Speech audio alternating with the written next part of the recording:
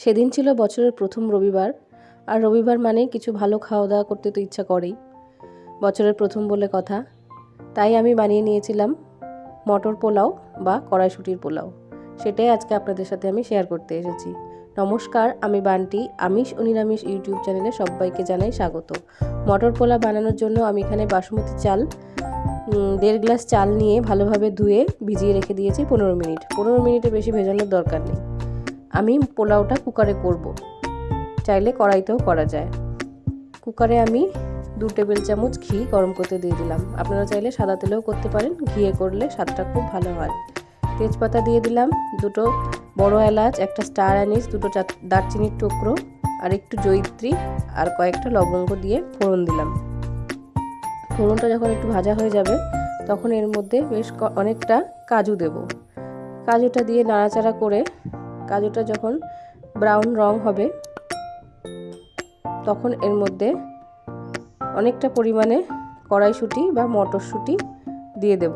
আমি এখানে ফ্রেশ মটরশুঁটি ব্যবহার করছি। বাজারে এখন প্রচুর ফ্রেশ মটরশুঁটি পাওয়া যাচ্ছে, আপনারাও তাই ব্যবহার করবেন, স্বাদটা খুব ভালো হবে। মটরশুঁটি দিয়ে 1 থেকে 1.5 মিনিট নাড়াচাড়া করে ভেজে নেব। আর দিয়ে দিচ্ছি কয়েকটা কাঁচা লঙ্কা।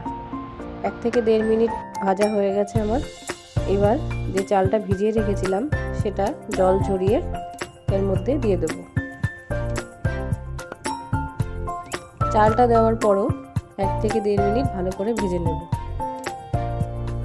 আমার ভিডিওগুলো যদি আপনাদের ভালো লেগে থাকে আমার চ্যানেলটা প্লিজ সাবস্ক্রাইব করে দেবেন, আর ভিডিওতে একটা লাইক করবেন, আর ভিডিওটা শেয়ার করবেন, আর বাড়িতে অবশ্যই ট্রাই করবেন। ট্রাই করে আমাকে কমেন্টে জানাতে ভুলবেন না।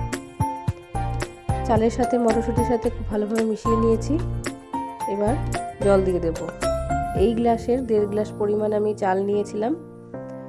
জলটা আমি মেপে নেব এই গ্লাস দিয়েই। 1.5 গ্লাস জল প্রথমে আমি দিচ্ছি। এবার কতটা জল বেশি দিচ্ছি সেটা এখন দেখাবো। এই যে 1.5 গ্লাসের থেকে একটু কম জল আমি এখানে দিয়ে দিলাম। ব্যাস এইটুকুই জল আমি দেব। এর থেকে বেশি জল দিলে চালগুলো একদম গলে যাবে আর আঠা আঠা হয়ে গিয়ে একটার গায়ে একটা লেগে থাকবে, ঝরঝরে হবে না। তাই আমি ঠিক এই পরিমাণে জল দিলাম। আপনারা যদি কড়াইয়ে করেন তাহলে 1.5 গ্লাস চালের জায়গায় 3 গ্লাস জল ব্যবহার করতে, মানে ডবল জল ব্যবহার করতে হবে। এবার স্বাদ মতো নুন দিয়ে দিলাম।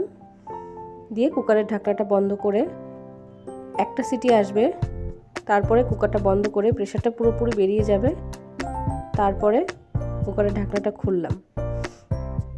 এই যে কত সুন্দর আমাদের চালগুলো একদম সেদ্ধ হয়ে গেছে, তলায় একদম লেগেও যায়নি, আবার একটার গায়ে একটা চাল লেগেও নেই। একদম ঝরঝরে মটর পোলাও বা কড়াইশুঁটির পোলাও আমাদের রেডি হয়ে গেছে। ফ্রেশ মটর দিয়ে এরকম পোলাও মাঝে মধ্যে যদি শীতের দুপুরে বানিয়ে খাওয়া যায়, এর স্বাদ অসাধারণ হয়।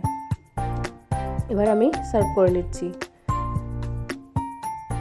ডাল মাখনি, পনিরের তরকারি বা মাংসর ঝোল যাই দিয়ে বলুন, এই মটর পোলাওয়ের স্বাদ কিন্তু অসাধারণ হয়। আপনারা বাড়িতে অবশ্যই ট্রাই করবেন, আর ট্রাই করে আমাকে জানাতে ভুলবেন না। আর আমার চ্যানেলটা অবশ্যই সাবস্ক্রাইব করবেন আর ভিডিওটা শেয়ার করবেন। আমার ভিডিওটা এতক্ষণ দেখার জন্য অনেক অনেক ধন্যবাদ। ভালো থাকবেন, সুস্থ থাকবেন আর আমার পাশে থাকবেন।